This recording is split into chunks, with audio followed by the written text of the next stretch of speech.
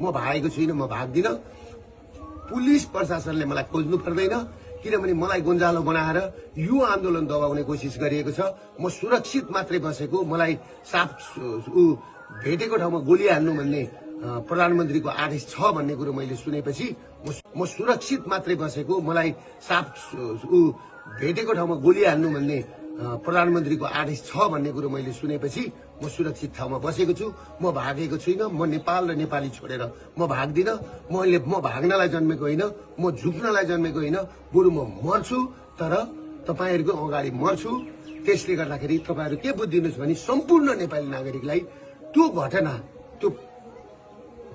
घटना कसरी भएको छ, पत्रकारलाई आगो कसरी लगाइएको छ, त्यो घर माथि कसरी बिहानैदेखि गएर चाहिँ पुलिस र सुरक्षाकर्मीहरू चढेका छन्।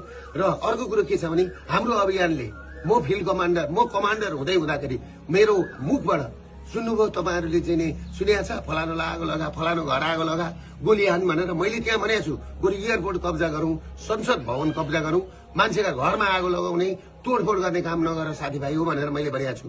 तर जुन घटना भएको छ त्यो घटनाप्रति म दुःख व्यक्त गर्दछु। र जुन मान्छेहरू, जुन 5 जना मरेको खबर आएको छ, अहिले 2 जना मात्रै देखाएको छ, 1 जना पत्रकार भाइप्रति हार्दिक श्रद्धाञ्जली व्यक्त गर्न चाहन्छु। र अर्को हाम्रो महर्जन भाइप्रति हार्दिक श्रद्धाञ्जली व्यक्त गर्न चाहन्छु। र अरू 5 जनाको पनि तुरुन्त यिनीहरूले चाहिँ नि सार्वजनिक गरून्। त्यो भन्दै म सम्पूर्ण नेपाली दाजुभाइबाट म टाढा छुइनँ, म काठमाडौँमै छु। तपाईहरू पिर नगर्नुहोस्, म काठमाडौँमै कुनै एउटा मन्दिरमा बसेको छु, म सुरक्षित छु।